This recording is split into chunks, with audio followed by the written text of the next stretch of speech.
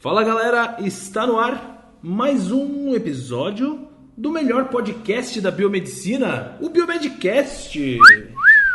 Aê!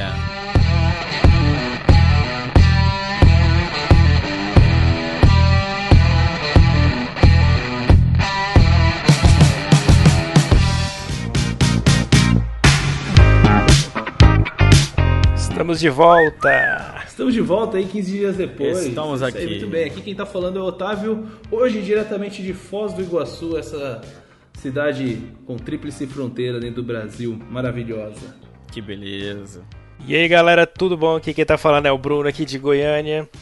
Estamos aí para mais um episódio, espero que vocês gostem bastante com esse convidado aí sobre um tema que é um dos mais pedidos aí da biomedicina. Fala galera, aqui quem fala é o Luiz, diretamente do Rio de Janeiro. E hoje temos um dos podcasts mais pedidos, requisitados por vocês. Então, por favor, fiquem até o final para escutar a história desse convidado maravilhoso que tá aqui hoje. Tem muita coisa para falar. E é isso aí, tô animado. Também hoje tô como ouvinte. É isso aí, muito bem. Nem me fala, hein? A gente sempre quando entrevista alguém aqui, a gente fica aí só ouvindo, né? Aprendendo. Pois é. Então, galera, como vocês já viram aí na nossa apresentação, né, na imagem, título da capa e no título desse episódio, já tá sabendo o que se trata, obviamente. Se você não baixou direto aí no automático, né? Pois é. Se você chegou agora de Marte e não sabe do que a gente está falando, a gente tem entrevistado aqui mais do que especial.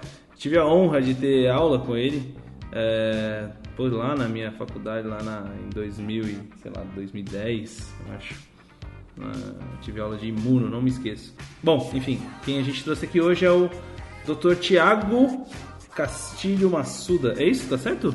É isso aí, Thiago Yuichi Castilho Massuda. Yuichi, esqueci do segundo nome, mas é isso aí, galera. Então, o nosso querido convidado de hoje, a gente vai falar com o professor Thiago, eu chamo ele professor, né? Não?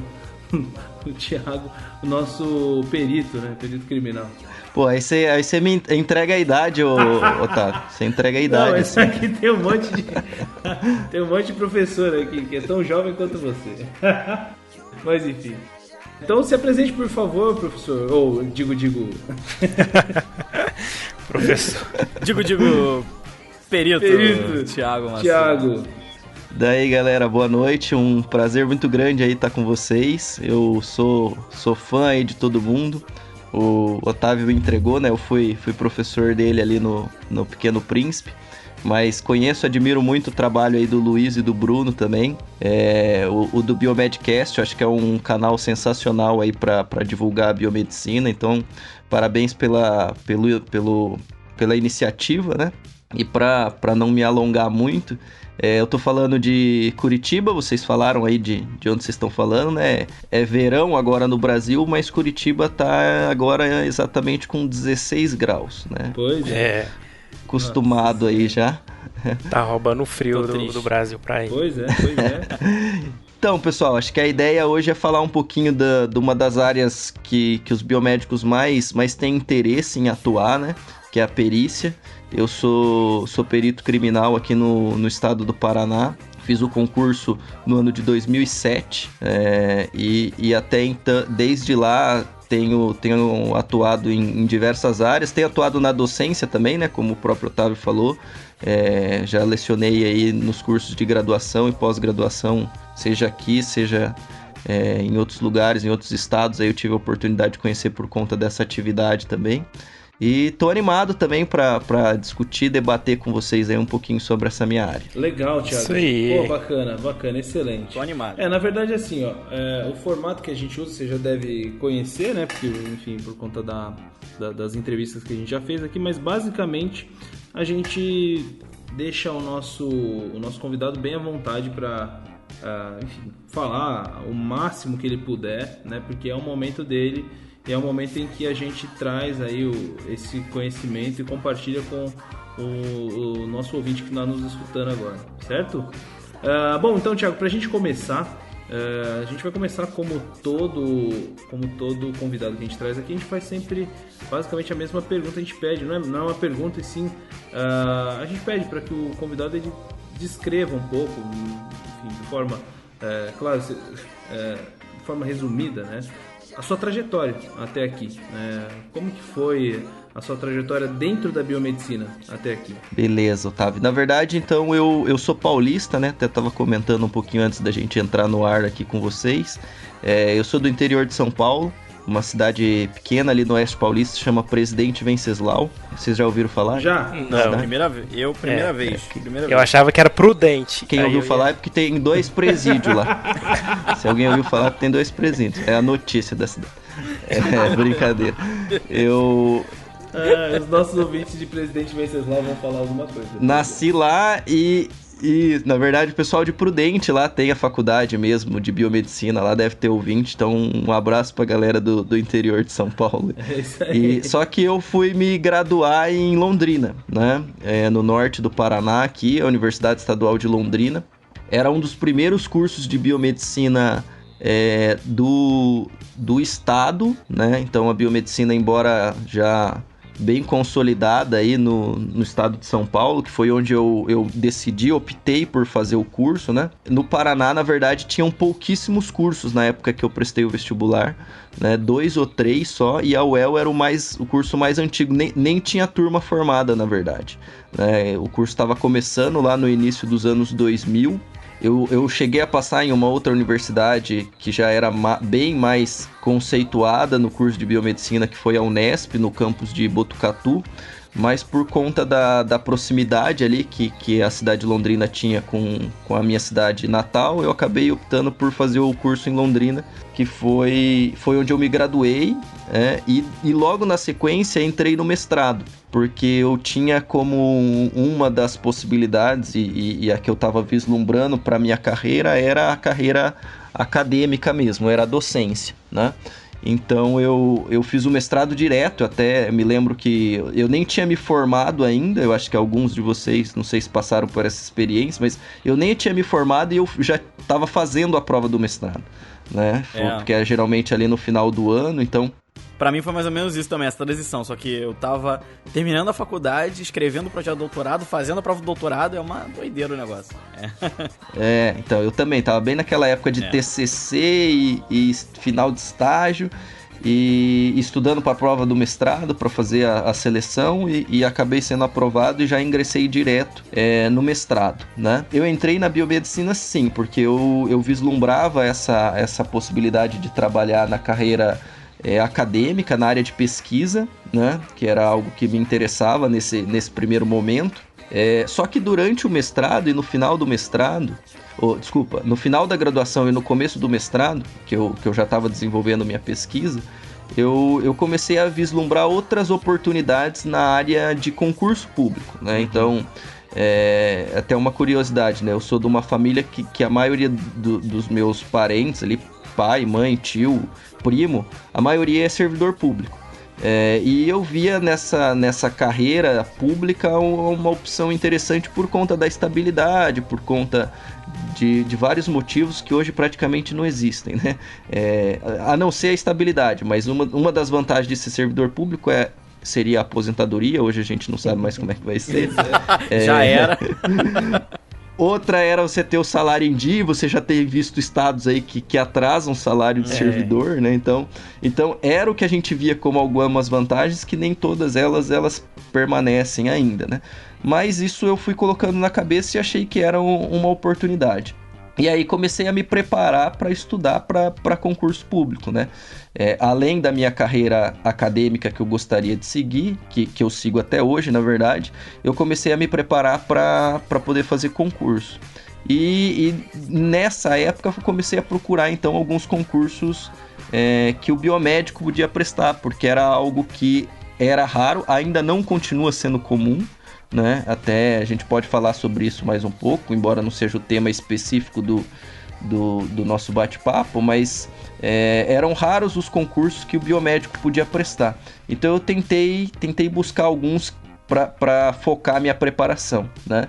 E um deles que eu vi até na época, era acho que 2004 ou 2005, um colega meu da faculdade, inclusive, ele falou: Thiago, você viu que abriu o concurso para perito criminal federal era da Polícia Federal, né? Para perito criminal da Polícia Federal. E o biomédico pode fazer, ele falou. Como ele sabia que eu estava interessado nessa questão de concurso, ele veio e me falou, ó, vai abrir o concurso para perito criminal federal. Aí, pra vocês terem uma ideia, né? Nessa época eu cheguei e falei para ele assim, tá, mas perito criminal faz o quê? Ele virou para mim e falou assim, cara, eu também não sei, mas o salário é bom.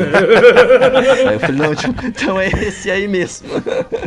É esse aí mesmo que eu vou fazer. Já convenceu aí. Ótima definição. Excelente. A gente não sabia o que fazia um perito, na verdade, né? Por quê? Porque nessa época, a própria atuação do perito não era muito divulgada, né? Até a gente entra no assunto que eu tava comentando aí com vocês também, que é a questão do CSI, né? Existe a perícia, eu chamo de pré-CSI e pós-CSI, né? No que tange a população conhecer um pouco da atuação do perito, né? E eu conheci a perícia na época do pré-CSI, porque a maioria das pessoas, quando eu comecei a estudar para os concursos, não sabiam o que o perito fazia, né? Pra vocês terem uma ideia, na verdade o CSI começou em 2006 e eu já estava estudando para concurso antes disso, né? Antes das pessoas, assim, massivamente, digamos, saber qual é a atuação do perito. E aí, nesse processo, eu estava fazendo mestrado e estudando para concurso ao mesmo tempo. E fiz vários concursos, né? Passei em alguns, não passei em outros, que é natural. E acabei prestando esse concurso da Polícia Científica em 2007. E nesse mesmo ano eu prestei um concurso para a Universidade Federal do Paraná. Ele abriu um concurso para biomédico também, na UFPR, e foi o ano que eu fui aprovado nos dois concursos, né? Tanto como biomédico na UFPR, quanto para perito na Polícia Científica aqui do estado do Paraná, que é o nome do órgão de perícia aqui, né? Isso varia um pouco de estado para estado. Eu sei que vocês têm ouvintes aí no Brasil inteiro, mas, por exemplo, lá no Goiás do Bruno também chama Polícia Científica, né? Já no Rio de Janeiro ali, é uma diferença, inclusive, a perícia ela está vinculada à estrutura da Polícia Civil. Ela não é uma instituição autônoma, independente. Ela faz parte da Polícia Civil. Então, os peritos no Rio de Janeiro são os peritos da Polícia Civil, né? E no Rio Grande do Sul, por exemplo, onde o Luiz lá estudou também, e em Santa Catarina, lá o órgão chama IGP, né? Ou Instituto Geral de Perícia. Então, varia um pouco a nomenclatura de estado para estado. Mas todo estado e a União, dentro da Polícia Federal, tem o seu quadro técnico de peritos, né? Como eu prestei os dois concursos no mesmo ano, lá de 2007, e o concurso da UFPR caminhou mais rápido, porque tem menos fases, eu acabei sendo aprovado e sendo chamado primeiro para esse concurso. Então eu tava no meio do mestrado, conversei com a minha orientadora, falei, ó, eu passei no concurso. Ela falou assim, não, passou no concurso, passou, você vai lá assumir, e aí você já tá com a parte experimental pronta, você fica escrevendo lá para conseguir terminar o mestrado. Foi quando eu vim para Curitiba, saí de Londrina, vim para Curitiba, sofri nesse frio, né, porque eu sou um paulista que morei 6 anos em Londrina e vim parar em Curitiba. Trabalhei alguns meses aí na Federal do Paraná, até eu ser chamado na Polícia Científica. Aí, por conta de por óbvio, incompatibilidade, eu pedi exoneração da Universidade Federal do Paraná e assumi na Polícia Científica do Estado do Paraná, que é onde eu atuo até hoje. Então, assim, não consegui resumir muito, né? Porque eu falo pra caramba também, vocês se repararam. Não, nem precisa resumir, tá excelente. Mais ou menos foi assim que eu vim parar. E aí, paralelamente, quando eu cheguei em Curitiba e eu já tinha estava terminando o mestrado, mas aí logo no outro ano eu já tinha terminado o mestrado, eu comecei a mandar alguns currículos aí para ver se eu conseguia ingressar na carreira acadêmica, né? E era até curioso, porque não tinha curso eu vim para cá e não tinha quase curso de biomedicina na cidade, né? Não, o primeiro foi em 2006. Exatamente. Então, assim, os primeiros cursos estavam abrindo, estavam sendo montados e praticamente não tinha biomédico com mestrado para docência aqui, né? Então, eu não sei se eu acabei entrando na docência por competência ou por falta de opção, mas eu tô lá até hoje. Não, com certeza por competência. E aí, assim, eu sei que também não é o assunto, né? Mas eu também levo essa minha carreira acadêmica e docente desde então. Já fui professor em várias faculdades, universidades aqui em Curitiba. Já fui coordenador de um curso de biomedicina aqui. Olha só. Fui coordenador por 4 anos, que foi o tempo que a minha sanidade mental suportou o cargo. E aí voltei pra docência, né? E tô aí até então. Muito bem, Thiago. Que bacana, cara. E peraí que eu tenho uma visão diferente. Às vezes eu acho que o coordenador é mais tranquilo que o professor. Então, ao contrário, ser coordenador dá muito trabalho. Ah, não é, cara. É porque, qual que é o problema do coordenador que eu falo? Porque ele apanha de todo lado. Ele apanha do aluno, ele apanha do professor, ele apanha da direção, né? Agora, mais frequentemente, e acho que até foi por isso que eu acabei saindo, eu tava tendo que receber pai de aluno. Aí eu falei assim, não. Meu Deus! Não é possível. Agora, a partir do momento que eu tiver que conversar com pai de aluno, não, aí já não dá mais. Não, pai de aluno é muito... Que isso? Que isso? Mas tá nesse nível, cara. Nossa. Tá difícil. Pra você que tá ouvindo aí a gente, sabe? Você mesmo. Você estudante de biomedicina. Pelo amor de Deus. Não chame seu pai. Não deixe seu pai ir pra faculdade resolver um problema que é seu. Você já é, na maioria das vezes, maior de idade, tá? Quando não, você já tem aí 17 anos e já sabe se virar, né? Por favor. Fica o recado. Hashtag fica a dica. E Thiago, agora já foi legal ouvir essa minha trajetória, porque às vezes as pessoas glamorizam o ponto de assim, eu sempre sonhei em ser um perito criminal. Sempre, né? Então é que nem você falou, caraca, o que é perito criminal? Né? Então assim, você conheceu de uma outra maneira. Então é legal você ter mostrado isso. E assim, rapidinho, Luiz, antes de você fazer a pergunta, deixa eu só complementar com uma coisa. Pra você, você também que tá nos ouvindo, que quer fazer enfim, se interessa por essa questão de concurso, a gente já gravou também um outro Biomedcast, né? O Biomedcast 70, a gente tá no 88. O 70 a gente fez uma entrevista com o Fredson, que é o cara que ele tá por trás aí de uma plataforma de ensino especializada para concurso para biomédico. Então, ele, assim, na entrevista que a gente fez, ele até bateu bastante nessa tecla da inclusão do biomédico nos editais, sabe? Que a gente não vê muito, né? Então, ele é um cara que luta bastante por isso. Vale a pena conferir lá e para saber um pouquinho mais sobre isso. Beleza? Só para complementar o que o Thiago falou aí. Quanto é que ele te pagou por esse jabá aqui que você fez agora do curso dele? Zoando. Sacanagem. Não, eu vou aproveitar também o gancho aí e complementar mais uma coisa que eu acabei não comentando, mas quando eu tava fazendo esses concursos, e isso é importante, né? Quando você vê um concurso assim que entende que o biomédico tem condição, tem competência para atuar, o interessante seria que o comunicado à instituição fosse feito antes mesmo do lançamento do edital, né? Então, eu acho que vai sair um concurso para a prefeitura tal, já tentar fazer um trabalho preventivo para não saiu o edital e o biomédico não tá, aí que a gente vai tentar se mobilizar, porque aí pode ser tarde, sabe? Então é interessante tentar fazer um trabalho preventivo, né? Eu tô aqui na minha cidade, eu reparei que os concursos geralmente não tem biomédico. Então beleza.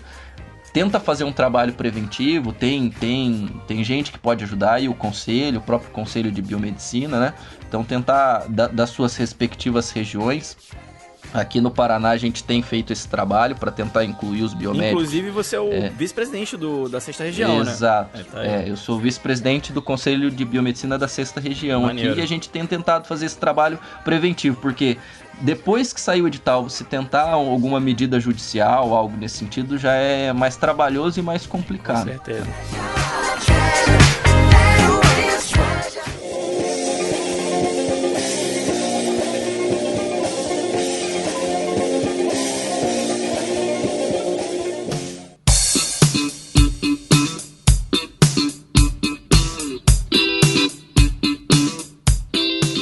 Eu queria saber, na verdade vai ser uma pergunta que vão te gerar 2 respostas. Na verdade, eu tenho muita curiosidade, assim, como nossos ouvintes que ficam imaginando. Eu queria que você falasse, você então já falou por que você escolheu, né? Como é que você acabou chegando, mas que você falasse um pouco como é que foi esse processo seletivo para ser um perito criminal, porque muitas pessoas, por incrível que pareçam, às vezes me mandam um direct no Instagram falando assim, Luiz, eu quero ser perito criminal, que pós-graduação tem que fazer? Aí eu falo, cara, você tem que fazer concurso público. Que habilitação que eu tenho As que pessoas ter. não têm essa noção. Tem muito disso, cara. Então eu queria que você falasse um pouco sobre o processo seletivo, o seu, né, especialmente, porque você teve essa experiência, e também depois já falar um pouco da sua rotina como perito. Como é que foi esses primeiros anos sendo um perito criminal recém, entre aspas, formado, né? Esses primeiros 10 anos? Você quer Esses primeiros 10 anos aí. Como é que foi tudo isso? Beleza, então, falar um pouquinho do ingresso na carreira, né? Então, também, eu também recebo essas mesmas dúvidas aí que vocês estão comentando, mas sobre o ponto de vista da legislação, né? A legislação diz que para ser perito você tem que ter o ensino superior completo. Tá? Então essa é a exigência mínima, não quer dizer que não precise ter outras coisas, mas isso quem vai definir é o edital, né? Então o edital, eu costumo dizer que ele é a regra do jogo, é o que está combinado, e o que é combinado não é caro, né? Então o que é combinado está no edital. E aí, isso varia um pouco de estado para estado. O estado tem geralmente um histórico, assim, né? Tudo bem que às vezes esses históricos são meio esparsos no tempo, porque nem sempre o estado faz constantemente o concurso para perito. Para vocês terem uma ideia, eu falei, o meu concurso é de 2007. Depois do meu concurso, só teve o concurso em 2017. 10 anos depois, literalmente. Eu acho que lá no Sul também foi parecido, lá no IGP. Que eu fiz esse concurso em 2017 também. Fazia, sei lá, 10 anos que não tinha. Exato. E exatamente, toda essa galera que eu conheço do Rio Grande do Sul é do concurso que eu fiz da mesma época. Mas se eu não me engano, lá foi em 2008. Por aí, Foi um pouco depois do meu.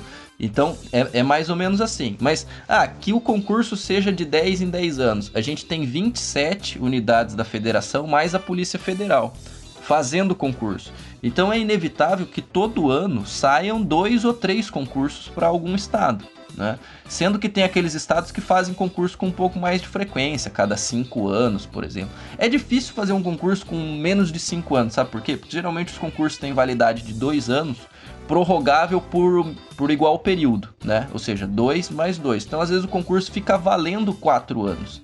E aí você vai aproveitando aqueles profissionais que estão aprovados nesse concurso para fazer as devidas nomeações. Mas voltando à questão da seleção, tem que dar uma olhada naqueles editais daqueles estados que você gostaria de pleitear, né? E aí já fica, né, uma dica também para não tem como você se limitar a um estado só, porque senão você fica refém dessa situação de não haver concursos com uma periodicidade. Mas não, eu sou da região Nordeste e ficaria aqui nos estados da região Nordeste, ou não tenho limitação, posso ir para qualquer estado. Você tem que pegar esses editais dos últimos concursos e dar uma olhada como é que eles são, quais são as matérias que eles cobram, quais são as fases que ele tem, quais são os requisitos que eles exigem, né? Então, qual é a graduação que ele existe. A maioria dos estados hoje, ela aceita a graduação em biomedicina, mas tem alguns estados que ainda não. Então, aí volta aquele assunto de ter que fazer um trabalho preventivo, no sentido de conscientizar o órgão de que o biomédico tem condição de pleitear o cargo, né? Então você tem que ver toda essa preparação, né? Quais são as matérias que caem, quais fases que tem, quais requisitos você tem que cumprir. Então vou dar alguns exemplos para ilustrar, né? A primeira eu já falei, tem que ter ensino superior completo. Mas tem muita gente que me pergunta, professor, eu tô no meio da faculdade, eu posso fazer o concurso?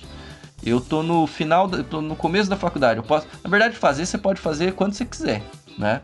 Não existe uma limitação para fazer o concurso. Não existe nenhuma vedação para prestar a prova. Existe, às vezes, a vedação para o ingresso na carreira. Então, vai estar lá no edital que para a posse é obrigatório ter a apresentação do diploma de graduação.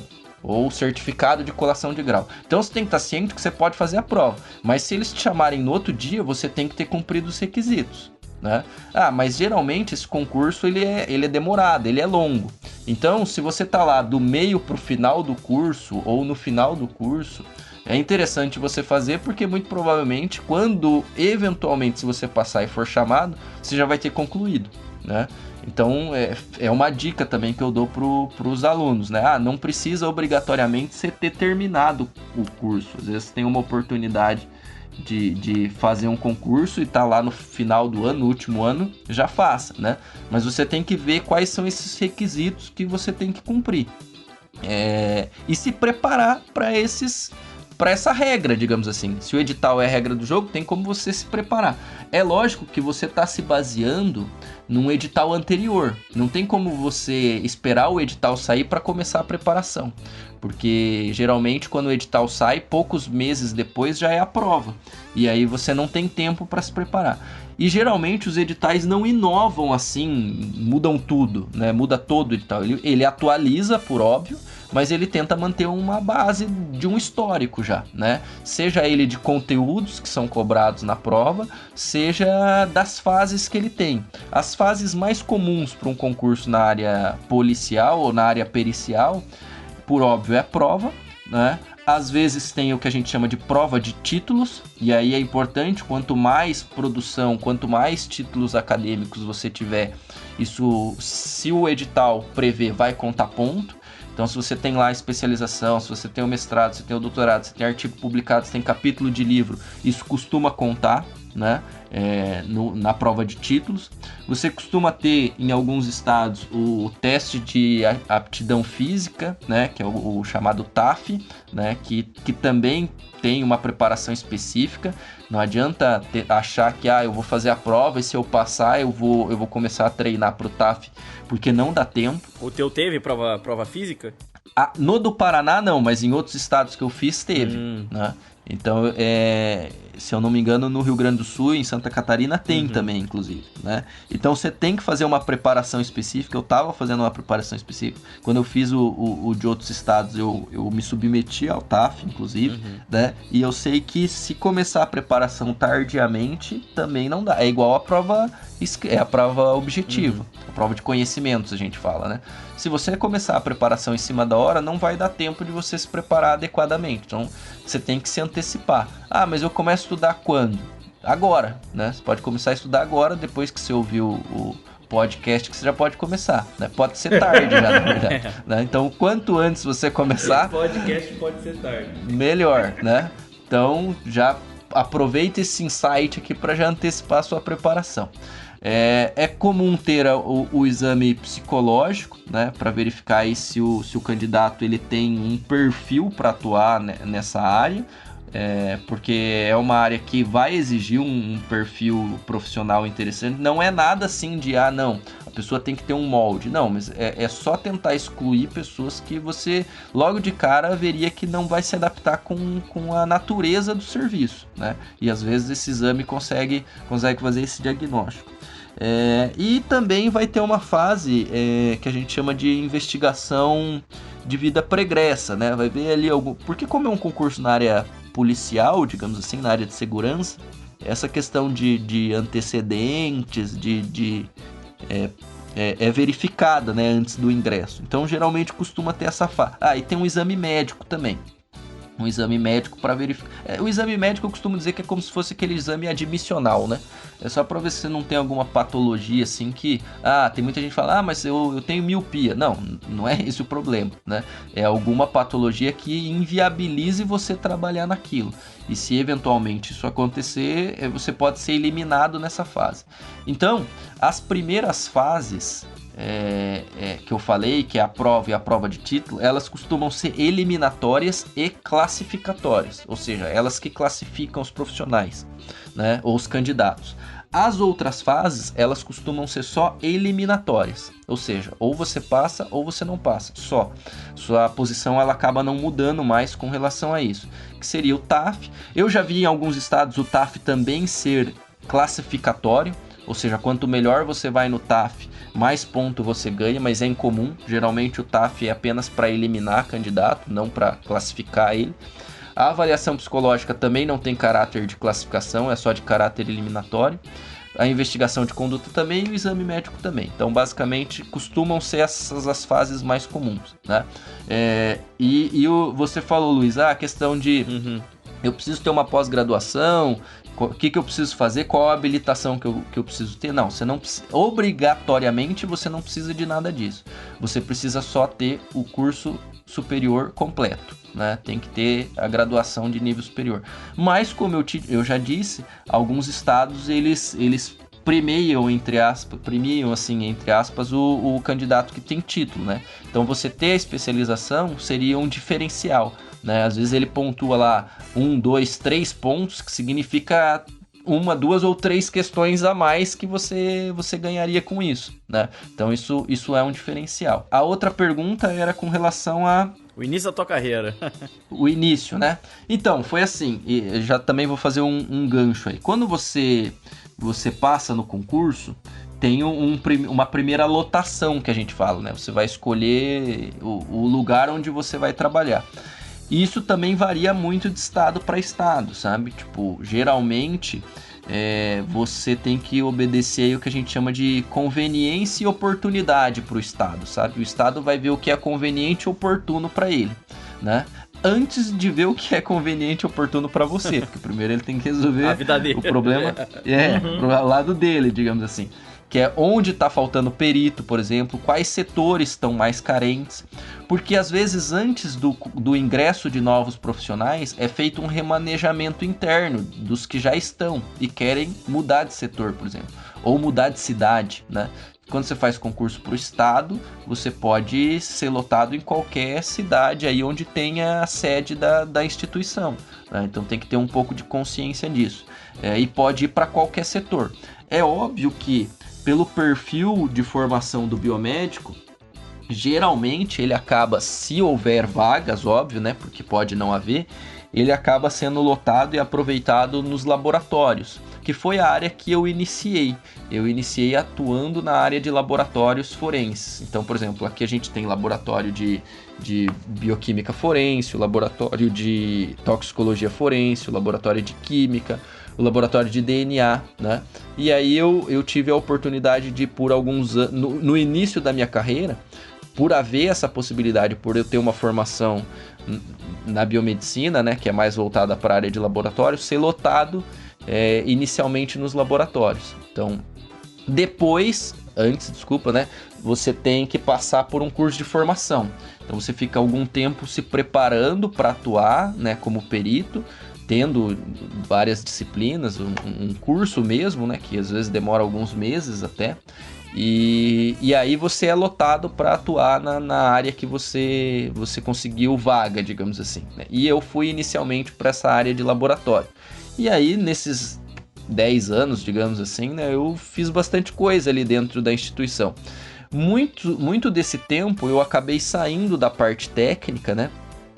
Até agora recentemente, até o final do ano passado, eu estava exercendo funções administrativas só, na verdade. Então, eu fui diretor dos laboratórios, eu fui diretor administrativo da Polícia Científica, eu fui assessor da Polícia Científica na Secretaria de Segurança Pública, e agora, recentemente, com a troca de governo aí, eu optei por sair dessa área de gestão e voltar para perícia mesmo. Mas aí agora eu pedi para ser lotado em um outro setor, que é a perícia de local, né? Então, que é uma diferença. Eu acho que aí a gente, mais para frente, pode discutir um pouquinho dessa diferença entre o perito de laboratório e o perito de local, né? Basicamente, no início da minha carreira, eu atuei na área de laboratório, né? E depois, agora, mais recentemente, que eu optei por estar lotado na perícia de local, para ter um pouco dessa vivência aí também. Pô, que bacana, Tiagão.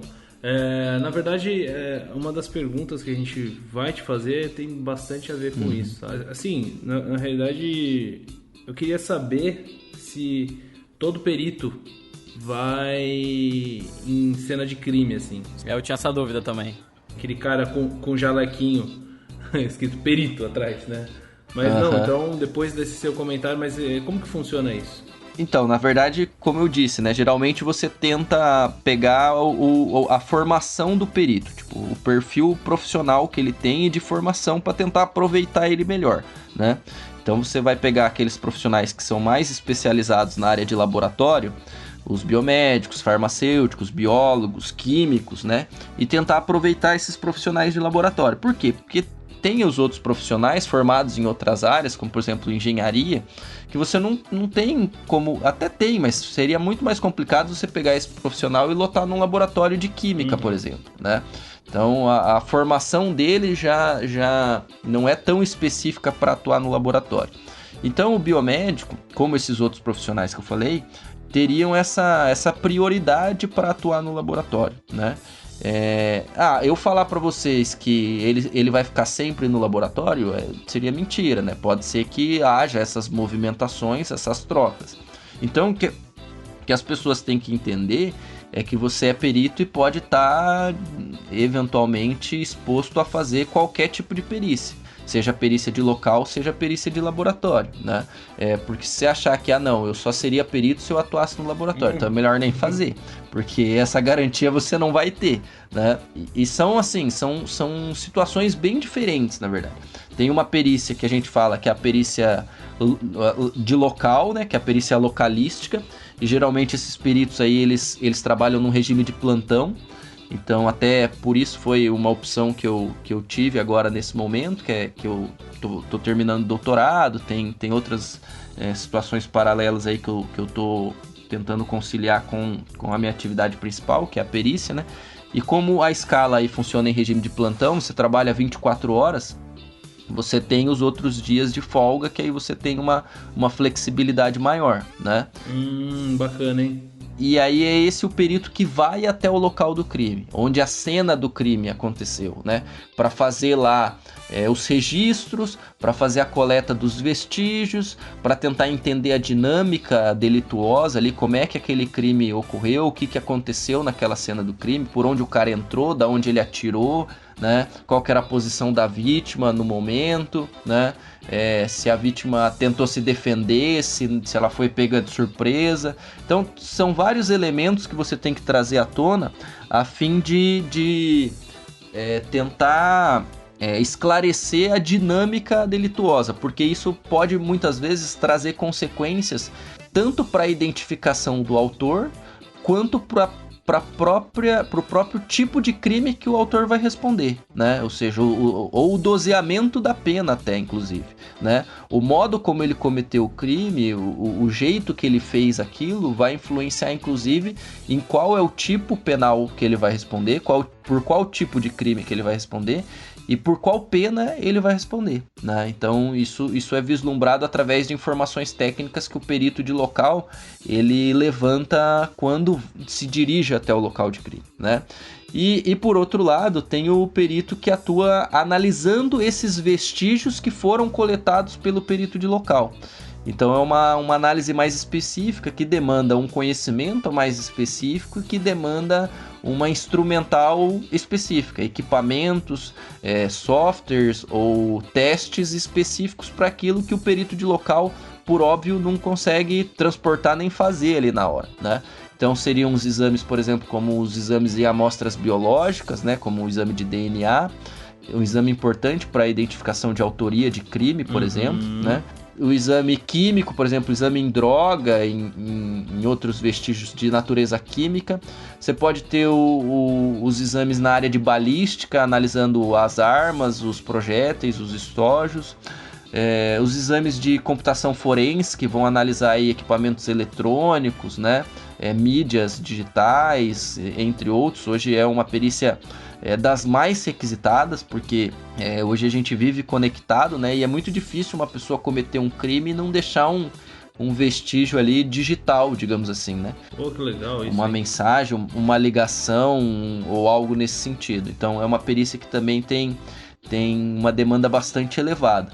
E aí eu vou pegar perfis de formação específico para colocar esses profissionais dentro desses laboratórios, digamos assim. E aí o esquema de trabalho, o regime de trabalho já é um regime já mais de horário comercial, né? Então, geralmente o cara entra às 8, sai pro almoço, volta depois do almoço, sai às 6, então, e faz isso todo dia, né? Mas quando tem, por exemplo, final de semana não trabalha, quando tem feriado não trabalha, mas o período de plantão trabalha, né? O período de plantão trabalha, sempre vai ter que ter um período de plantão, 24 horas por dia, 7 dias por semana e 365 dias no ano. Caramba. Por exemplo, agora vai ter carnaval, alguém vai estar de plantão, né? Os peritos de laboratório não vão estar... O laboratório fecha porque eles trabalham basicamente no horário comercial. E Thiago, só uma pergunta rapidinho. Isso muda por exemplo, o seu honorário, seu salário durante o mês? Eu sou um perito mais administrativo, sou um perito de local, do laboratório. Isso muda também? Isso vai alterar? Não. Tá, Na verdade, entendi. você tem o mesmo salário. Na questão da função administrativa, se você exerce uma atividade ali de direção, chefia ou assessoramento, você pode ter uma gratificação por estar assumindo essa função, né? Mas aí é específico por assumir uma função. Mas do perito de local para o perito de laboratório, eles têm exatamente o mesmo salário. E aí eles vão progredindo na carreira à medida com que o Estado determina essas promoções aí, basicamente. As regras para promoção, digamos assim. Que bacana, cara. Que bacana. Muito bom.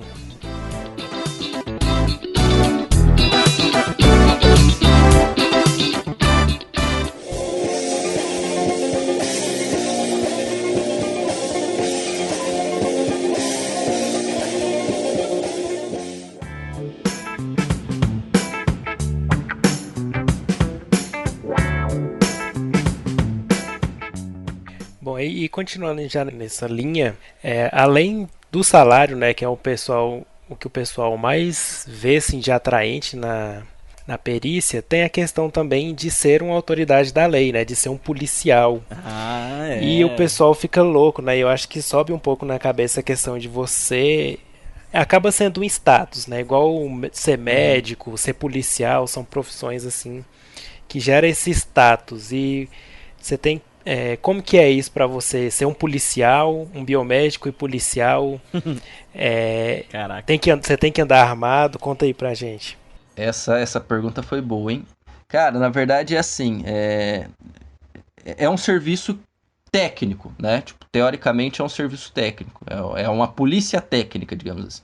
Mas tá dentro de uma estrutura de segurança pública. Então, querendo ou não, você tem que fazer que nem você falou, tem essa mescla. Você é um profissional técnico, mas ao mesmo tempo exerce uma atividade voltada à área de segurança pública.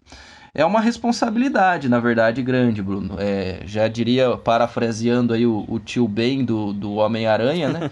Grandes poderes trazem grandes responsabilidades. Então, assim, o fato de você tá nessa função vai te expor a alguns riscos maiores, obviamente, e algumas responsabilidades, né?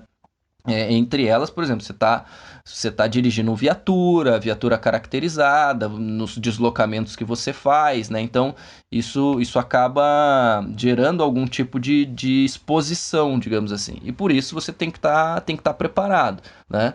Eu já tive uma situação de estar me deslocando a local de crime e ser abordado assim por pessoas que tinham acabado de ser assaltadas, por exemplo, né? Porque a pessoa vai ver uma referência, tem uma viatura giroflex plotada, ele não vai ler se é polícia, se é perícia, o que é, ele vai parar você e quer que você resolva o problema dele, né? Então é uma exposição, né? A gente tem uma preparação, óbvio, para isso, né? A gente tem porte de armas, os deslocamentos que a gente faz sempre com colete para minimizar esse risco que ele existe, né? Inevitável. E até no próprio local isso acontece, né? Porque você está num local onde acabou de acontecer um crime, então às vezes há uma situação de tensão ainda ali na hora, né? E você tem que estar concentrado em fazer o serviço técnico, mas sem ao mesmo tempo descuidar da segurança. Eu sempre costumo dizer que fora do meu ambiente profissional, até por uma questão de segurança, eu tento evitar me expor a ser um policial, né? Principalmente isso, né? Não demonstrar que é. Isso, por exemplo, no Rio é muito forte, né? Então, por exemplo, Isso é perigoso, né? O cara, quando ele não tá a trabalho, ele nunca vai falar que ele é policial ou algo nesse sentido, porque é um risco a mais. Aqui é relativamente mais seguro, mas da mesma forma eu acho que você pode evitar essa exposição, digamos assim. Né? Que bacana. Legal. Que bacana. E, ô Thiago, você já chegou... Meu sonho, falar pra alguém parado em nome da lei. Graças a Deus ainda não. Já fez umas prisão aí, mas é de leve. Já prendeu? Nossa, cara, deve dar uma adrenalina do caramba. Eu vou falar, na verdade tem uma situação que é interessante, né? Inclusive constitucional. Sabe quem que pode prender uma pessoa cometendo um crime em flagrante? Vocês têm ideia quem pode prender uma outra pessoa em flagrante? O policial. Tem que ser da lei ou pode ser qualquer um? Qualquer pessoa pode prender uma outra em flagrante. Sério? Pode dar voz de prisão? Pode, tá na Constituição, Que tá escrito isso? lá, qualquer um do povo pode e o policial deve Olha só. prender em flagrante delito. Caraca, eu vou dar voz de prisão em todo mundo agora. Você está Só que o cara preso. tem que estar cometendo um crime em flagrante. Então veja, Luiz, você tá falando, mas vamos supor a situação hipotética do cara vir te assaltar. Ele fala, Luiz, passa o celular. Aí você chega pra ele e fala, você tá preso. Isso deve ser. Isso dá um esquete do Porta dos Fundos. Isso é um assalto. Você tá preso. Basicamente, é esse cenário que você tem que vislumbrar. Teoricamente é uma beleza, né? Mas na prática... Exato. E aí... Isso não é indireta pros meus colegas se eu levar um docinho pro laboratório e ver pegando na geladeira. Posso dar voz de prisão? Aí não é crime, né, cara? Eu sei. Inclusive também tá na Constituição, tem lá no artigo 5º, não há crime sem lei anterior que o defina. Olha né? só, bonito. Então, para algo ser crime, uma lei tem que definir como crime. E se a pessoa ela é pega cometendo o crime no ato, no momento, que é a situação que a gente chama de flagrante, qualquer um do povo pode fazer a prisão, né? Mas aí tem a ressalva ali, depois da vírgula tem, e o policial deve, ou seja, é dever do policial fazer a prisão em flagrante. E se ele não fizer a prisão em flagrante quando ela estiver acontecendo, ele deixou de cumprir uma obrigação que era dele. Aí ele comete um crime, né? É o crime chamado de prevaricação. Então se você viu o cara cometendo um crime de flagrante, é um policial, não atuou, você prevaricou. E aí você cometeu um crime. Né? Então por isso que eu disse, grandes poderes trazem grandes responsabilidades. E como que foi o evento quando você prendeu alguém? Como que foi? Você pode falar? Não sei. Na verdade, foi simples, assim, né? Eu tava em Maringá, na verdade eu tava com outros colegas de outras polícias, não tinha só perito, né? A gente tava fazendo um curso em Maringá, eu tinha colega da Polícia Militar, da Polícia Civil também, e teve uma situação de confusão na rua, porque tinha um desses guardadores de carro, que o cara se negou a dar uma moeda, óbvio, ele não é obrigado a isso, e o cara, tipo, ficou revoltado e tentou extorquir o cara, começou uma agressão ali, e a gente tava passando bem na hora e acabou fazendo a intervenção. Só que como a gente tava no curso também, a gente não conseguiu terminar a prisão, a gente chamou a polícia para conseguir conduzir o cara, a gente só fez a prisão, mas não terminou, porque o término da prisão é com a entrega pro delegado do flagrante, né, para ele poder lavrar o flagrante. Entendi. Quem lavrou o flagrante depois foi a Polícia Militar que acabou conduzindo aí o cidadão. Nossa, e pelo assim, o pessoal que tá nos ouvindo, você querido ouvinte que está nos ouvindo agora, você já percebeu que para você conseguir realizar o seu sonho de ser perito, você tem que manjar muito de legislação, né? Tem que saber o Código Penal de cabo a rabo, né? Eu costumo dizer, cara, que assim, o que aprova no concurso geralmente são as matérias básicas que a gente fala. A parte específica, que é aquilo que você viu na graduação, é óbvio que você também vai ter que estudar, mas você já viu aquilo alguma vez, né?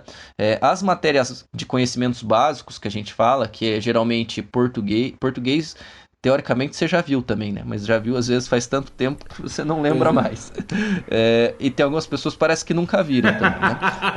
Mas voltando aqui ao assunto... Com certeza.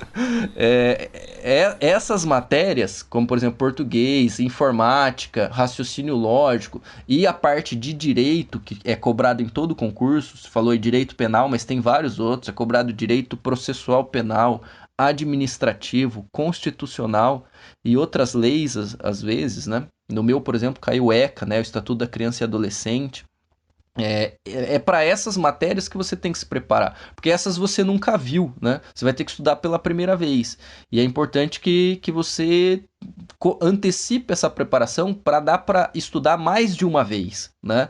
Se você conseguir vencer o edital mais de uma vez, é maior a sua chance de sucesso, né? Eu já li algumas coisas, não sei nem se tem algum embasamento científico, mas que geralmente você grava muito melhor quando faz isso pela terceira vez, ou a partir daí, né?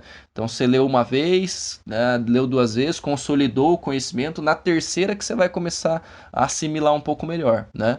Então eu acho importante o foco nesse tipo de matéria, né? E isso acaba sendo um diferencial aí na preparação dos candidatos. Que bacana. Muito bom. Bom, então a gente já viu aí vários casos, né, nacionais até, de perícia criminal, né, atuando em vários casos famosos aí, né. Aqui em Goiás teve aquele do Pedrinho, né, que a Rejane, que é a perita aqui, superintendente, que é biomédica também, que ajudou a resolver e tal.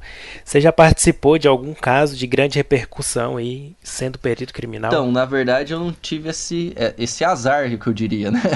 Não é uma sorte, é um azar.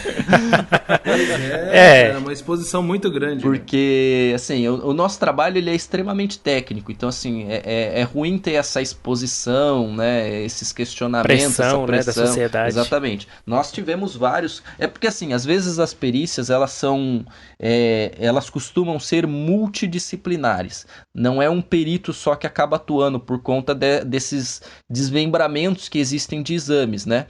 Então, eu já vi casos que tiveram a atuação de mais de 10 peritos ao mesmo tempo. Caramba. Né? Então, é o perito de local, é o médico legista, que é um perito também. Aí tem uma perícia de DNA, tem uma perícia num áudio, tem uma perícia num vídeo, tem uma perícia na arma, tem uma perícia no celular, né? Então, isso acaba gerando uma infinidade de laudos aí no mesmo caso. Tem muitos casos, por óbvio, que eu já atuei, que tem repercussão, mas geralmente uma repercussão num nível regional, não acaba tendo repercussão num nível nacional, como é o caso, por exemplo, do Pedrinho, que você falou, embora esse caso seja bem antigo, né? Eu acredito que a maioria dos ouvintes aí não vai nem saber. Não vai lembrar. Não vai lembrar. Mais casos, por exemplo, em São Paulo, como o da Isabela Nardoni. No Rio Grande do Sul também teve um caso de bastante repercussão, o Luiz pode me ajudar a lembrar aí de um menino que foi assassinado e foi enterrado também. O nome da cidade é Presidente Venceslau. Não é. É? Não era aquele do que achavam que era um ritual satânico. Não. E acharam um monte de criança. Não, é um menino também, novo, que, se eu não me engano, uma madrasta e uma outra pessoa acabaram cometendo, mas parece que tem a participação do pai também, foi um caso que repercutiu bastante aí, do no Bernardo, norte do Rio Grande do Bernardo. Sul. Bernardo, o caso do menino nossa, Bernardo. Isso foi tenso. Então, acaba que cada estado... Aqui nós tivemos casos de repercussão também. O mais recente aí, não sei se vocês têm acompanhado, de um jogador de futebol, né? Que jogou aqui no Coritiba, era jogador de São Paulo, inclusive, o Daniel, né? Que foi assassinado aí no começo do ano aqui em Curitiba. Mas, como eu disse, esses casos acabam tendo, às vezes, uma repercussão só regional. Já atuei, sim, em casos aqui de repercussão, que você, às vezes, tem que ser exposto a uma entrevista coletiva até, né, porque a imprensa cobra essas situações. Mas, assim, se eu falar, muito provavelmente a maioria dos ouvintes de vocês não vão saber, porque são casos, como eu disse, que tem repercussão, às vezes, regional. Mais local. Para não deixar assim sem exemplo, digamos, né? Quando eu estava na direção dos laboratórios, a gente teve um caso de bastante repercussão que a gente acabou divulgando, que foi a primeira vez que a gente conseguiu um confronto de perfil genético utilizando o banco de perfil genético para identificar um criminoso, né? Um cara que estava preso. Então, assim, é uma ferramenta nova que a gente está potencializando. Como que tá essa questão do banco de DNA? Tá funcionando? Então, ele tá funcionando, mas, assim, a gente estava precisando de política pública que incentivasse o uso da ferramenta, sabe? A coleta. A coleta dos presos, a coleta dos vestígios, para incluir no banco.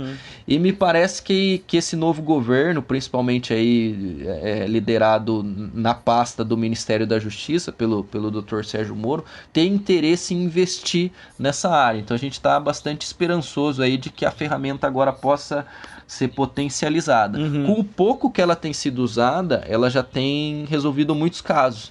E um dos casos desse que a gente acabou atuando e divulgando foi de um caso que já tinha acontecido há 9 anos atrás, né? Em que o suspeito que foi apresentado foi um menor, na verdade, que foi vítima de violência sexual, e ele acabou reconhecendo um suspeito, né? E esse suspeito, ele foi chamado na delegacia, foi reconhecido pelo menor, se voluntariou a ceder o material genético para confronto com o sêmen que foi encontrado no menor, e esse exame deu uma exclusão de que o sêmen que foi encontrado no menor não era dele, somado ao fato que ele tinha um álibi também de não estar no município naquele dia. E por conta disso, o caso acabou sendo arquivado, sem que o cara nem sequer respondesse pelo crime por conta dessas situações que eu já coloquei. Mas quando o material desse rapaz foi para o banco, e somado ao fato de que os presos condenados por crimes hediondos e por violência sexual também foram no banco, houve uma coincidência de perfil do material que foi encontrado nesse menor com um cara que já estava preso por estupro também, né? E aí foi a primeira vez que isso aconteceu e a repercussão foi bastante positiva aqui no estado. Muito bom. Cara, muito bacana. Muito bacana. Isso eu acho que deu até fantástico, não deu? Esse caso saiu, né? A gente teve alguns casos assim e agora sim, foi o que eu falei, começou a ficar comum, né? E aí a mídia já não repercute tanto, porque eu costumo dizer assim, que a maioria dos casos acabam tendo algum tipo de repercussão por conta do momento que a mídia tá, né? Então, se ela tem alguma notícia mais interessante para divulgar, ela acaba divulgando a outra notícia, né? É triste isso, né?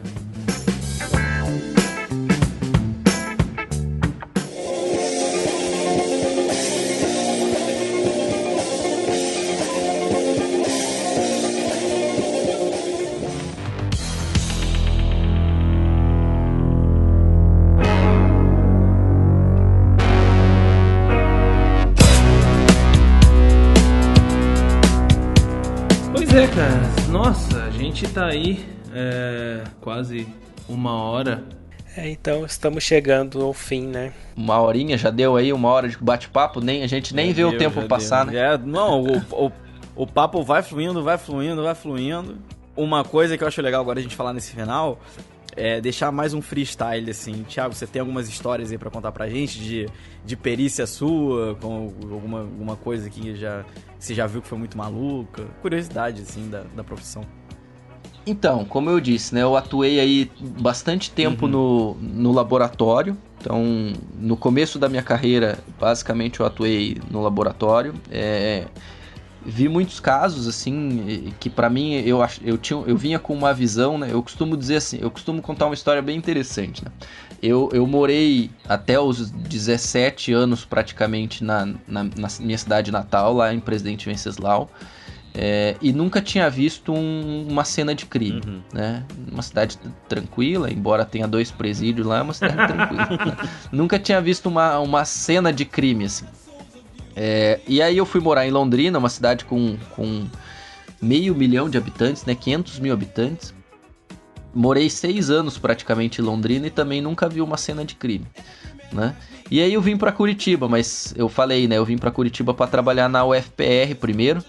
E aí fiquei quase 1 ano trabalhando na UFPR e nunca tinha visto uma cena de crime aqui também. Então, nem em Venceslau, nem em Londrina, nem em Curitiba, né? Nunca tinha uma cena de homicídio, digamos assim, né? Ver um local de homicídio, eu nunca tinha visto isso. E aí eu entrei pra perícia, né? Eu tinha 24 anos quando eu entrei pra perícia. E aí eu fui fazer lá um estágiozinho de plantão de 24 horas pra acompanhar. No começo você fica acompanhando mais só, né? E pegando o macete, pegando a manha, como é que é a dinâmica, como é que é a postura. E aí eu fiz um plantão de 24 horas. Nessas 24 horas eu vi 4 locais de crime. 4 locais de homicídio. Tá louco. O que eu não tinha visto em 24 anos, em 24 horas eu vi 4 vezes. Né? Então, aí eu comecei a refletir que eu vivia num universo meio que paralelo, né? A gente vive num mundo paralelo, né? Porque assim, a gente tem noção de que a gente vive num país violento. Todo mundo tem essa noção, né? Mas tem uma noção porque a maioria de nós, do nosso meio, do nosso convívio, e acredito até que seja o mesmo perfil aí dos ouvintes, acaba não sendo exposto tanto à violência por conta de um privilégio social, digamos assim. Com certeza. Não dá para negar que, basicamente, quem tem um ensino superior, quem está estudando ou quem já é graduado, participa de uma certa elite da sociedade, assim. É que elite é uma palavra que ficou meio endemonizada, assim, né? Mas é uma elite que, no mínimo, é intelectual. Tem muito pouca parcela pequena da população que tem ainda ensino superior. E por conta disso, a maioria dessas pessoas, na qual eu me incluo, e acredito que vocês também se incluam, vive numa situação de privilégio social. E acaba não sendo exposto a essa violência de maneira tão cotidiana, tão corriqueira, né? A gente acaba tendo ciência de que vive num país violento mais por conta da imprensa. O Brasil registrou aí no último relatório mais de 65 mil homicídios num ano, né? É muita gente sendo assassinada, né?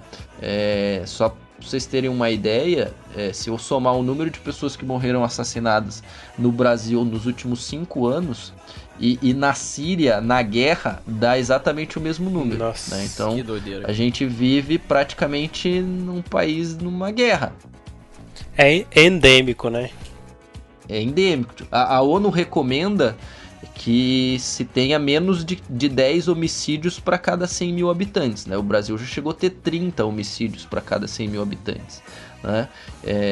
Se você pegar a média mundial aí, se pegar todo mundo que morre assassinado e dividir pela população mundial, a média mundial, a taxa mundial de homicídio é mais ou menos uns 6 homicídios para cada 100 mil habitantes.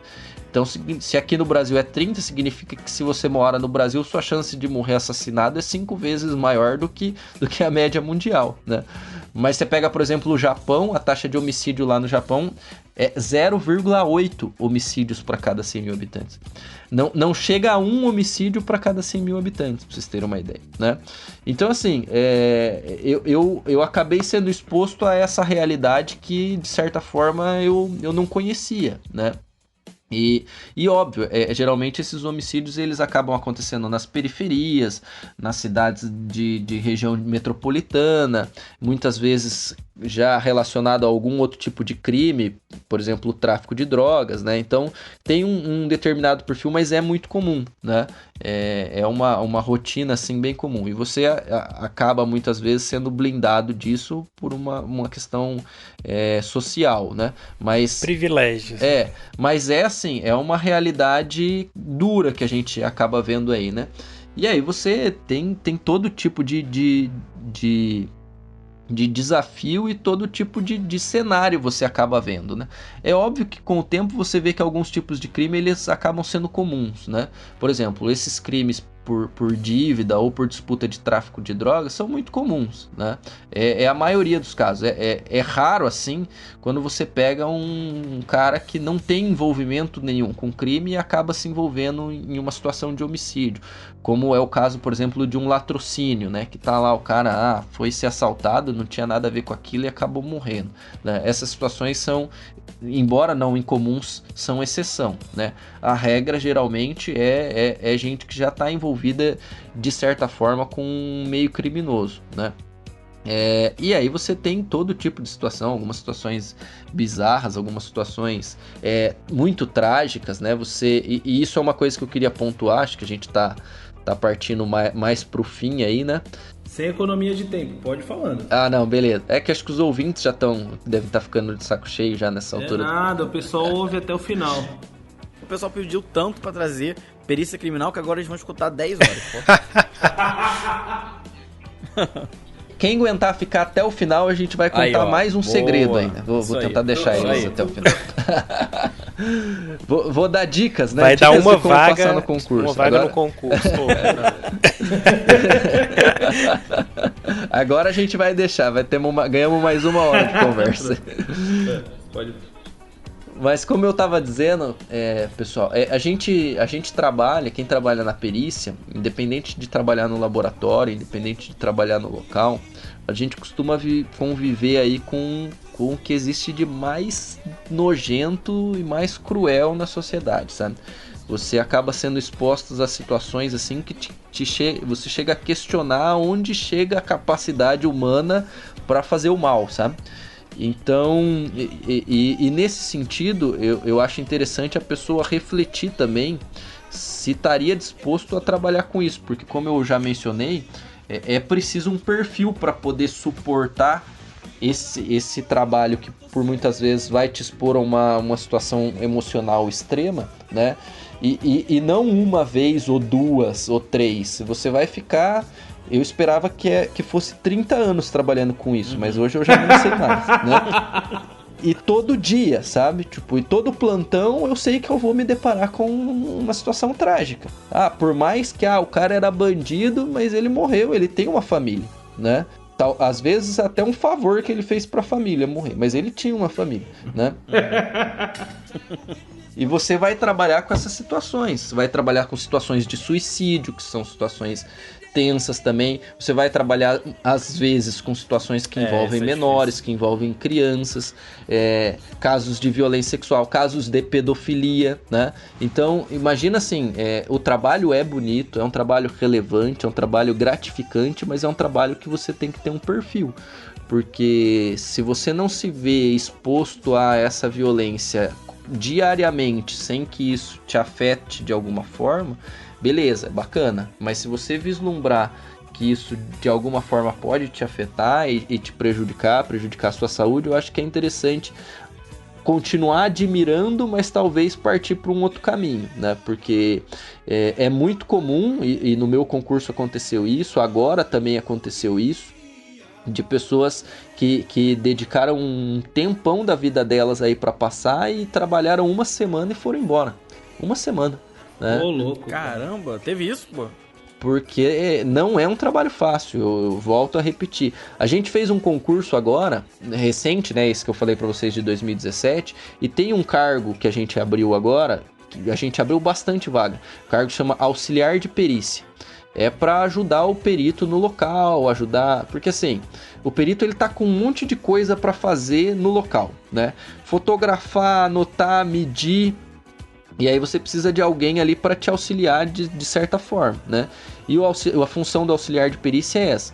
E uma das funções, por óbvio, até no local, é auxiliar o perito com o cadáver, porque uma das atividades que o perito tem que fazer no local é descrever e registrar todas as lesões que o cadáver apresenta no local. E eu não consigo fazer isso e fotografar ao mesmo tempo, né? Então assim, o auxiliar que vai lá, pega o cadáver, levanta a roupa, aponta onde está a ferida, para o perito poder fotografar, né? Então não é um trabalho fácil. Às vezes você pega um cadáver em estágio de decomposição já avançado, né? Então são situações bem extremas assim que às vezes você é submetido.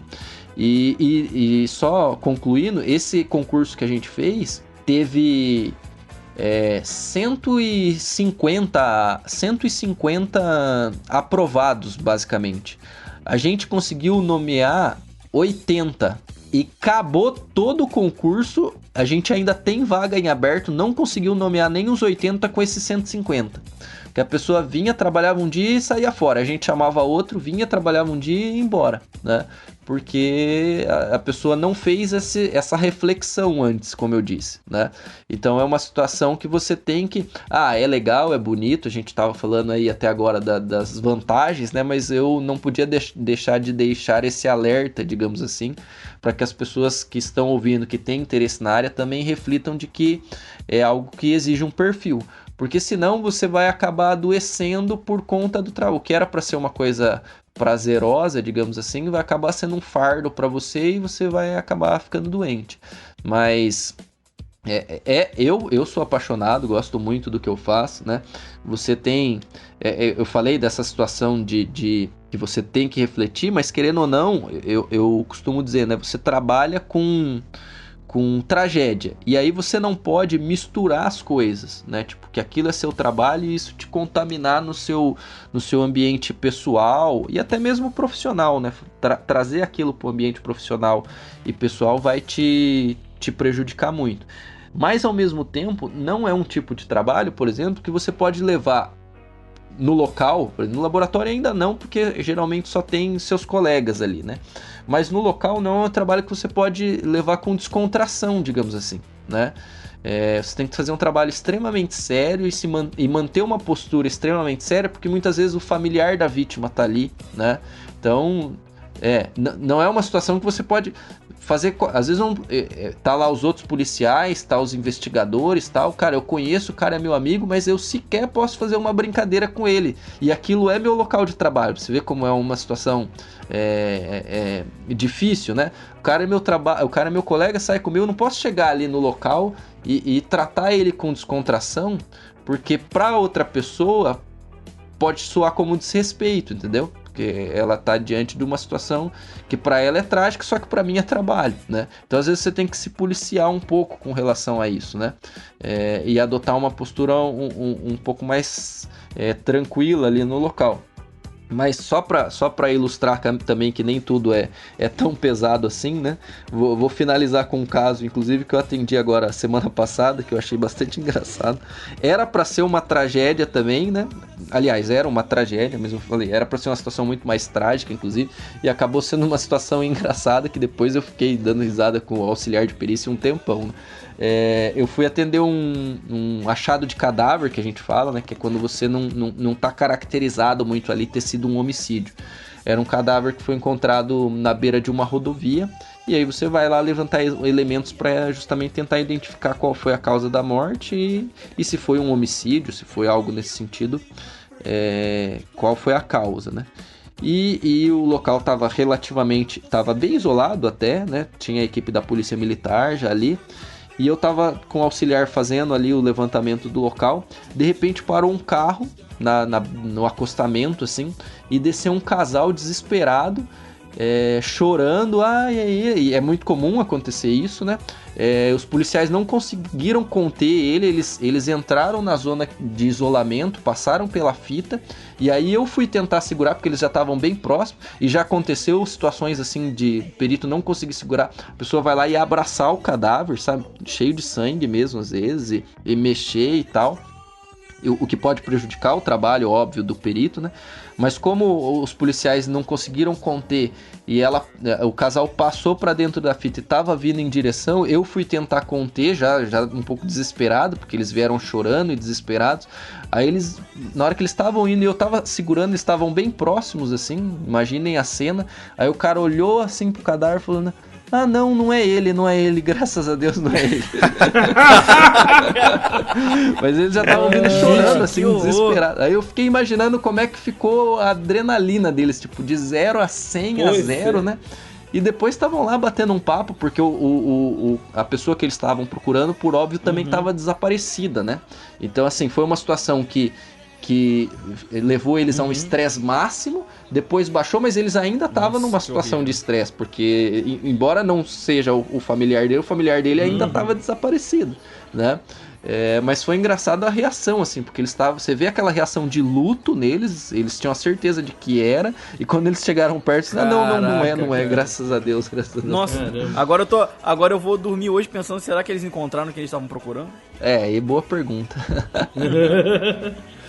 Caramba, meu, que legal. Olha, viu, Thiago, muito obrigado, Muito obrigado por compartilhar essas histórias, essas experiências, né, com a gente. Eu tenho certeza que o nosso ouvinte também está muito, muito contente em poder saber desse tipo de coisa que ninguém conta, né? Na verdade, isso nenhum lugar, assim, pelo menos que tenha passado, ninguém me trouxe essas reflexões. Então, te agradeço aí muito, muito, muito mesmo por compartilhar isso com a gente, esse conhecimento, essa experiência.